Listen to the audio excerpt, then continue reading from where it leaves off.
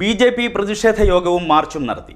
ദേവികുളങ്ങര പഞ്ചായത്തിലെ 12-ാം വാർഡിലെ പഞ്ചായത്ത് വക ഭൂമി CPM-കാരനായ ആറാട്ടുപുഴ പഞ്ചായത്ത് പ്രസിഡന്റിന്റെ ബന്ധുക്കൾ കയ്യേറിയതിനെതിരെ യാതൊരുവിധ നിയമ നടപടിയും ഉണ്ടായിട്ടില്ലാത്ത സാഹചര്യത്തിൽ അനധികൃത നിർമ്മാണം പൊളിച്ചു മാറ്റുക, ഭൂമി തിരിച്ചുപിടിക്കുക, 150 മീറ്റർ റോഡും പൈപ്പ് ലൈനും പുനഃസ്ഥാപിക്കുക തുടങ്ങിയ ആവശ്യങ്ങൾ ഉന്നയിച്ചാണ് ബി.ജെ.പി. ദേവികുളങ്ങര പഞ്ചായത്ത് കമ്മിറ്റിയുടെ നേതൃത്വത്തിൽ മാർച്ചും യോഗവും നടത്തിയത്.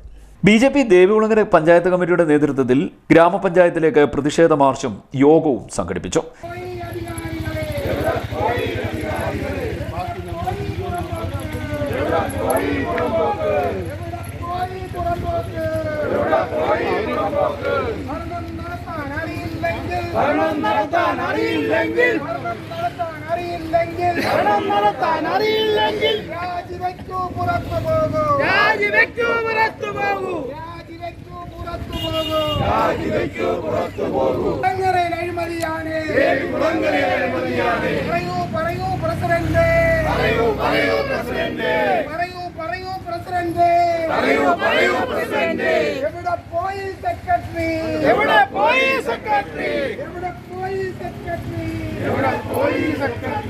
ദേവികുളങ്ങര ഗ്രാമപഞ്ചായത്ത് 12-ാം വാർഡിലെ പഞ്ചായത്ത് വക ഭൂമി CPM-കാരനായ ആറാട്ടുപുഴ ഗ്രാമപഞ്ചായത്ത് പ്രസിഡന്റിന്റെ ബന്ധുക്കൾ കയ്യേറിയതിനെതിരെ യാതൊരു നിയമ നടപടിയും ദേവികുളങ്ങര ഗ്രാമപഞ്ചായത്തിന്റെ ഭാഗത്തു നിന്നും ഉണ്ടാകാത്തതിൽ പ്രതിഷേധിച്ചും അനധികൃത നിർമ്മാണം പൊളിച്ചു മാറ്റുക, ഭൂമി തിരിച്ചുപിടിക്കുക, 150 മീറ്റർ റോഡും പൈപ്പ് ലൈനും പുനഃസ്ഥാപിക്കുക എന്ന ആവശ്യം ഉന്നയിച്ചുമാണ് സമരം നടത്തിയത്.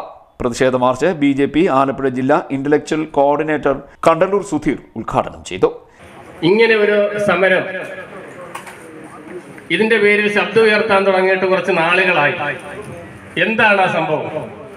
ഒരുപക്ഷെ ഈ പരിസരത്ത് താമസിക്കുന്ന അല്ലെങ്കിൽ ഈ ഓഫീസിലെ ജീവനക്കാര് മറ്റെന്തെങ്കിലും ആവശ്യങ്ങളുമായി വരുന്ന ജനപ്രതിനിധികൾ, ജനങ്ങൾ ഇവരാരും ഒന്നും അറിയുന്നില്ല.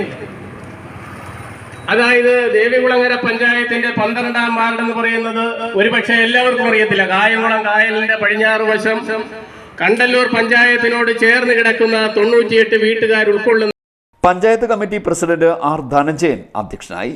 യോഗം മണ്ഡലം പ്രസിഡന്റ് കൃഷ്ണകുമാർ രാമദാസ് ഉദ്ഘാടനം ചെയ്തു. ബി.ജെ.പി. പാർലമെന്ററി പാർട്ടി നേതാവ് ആർ രാജേഷ് മുഖ്യപ്രഭാഷണം നടത്തി.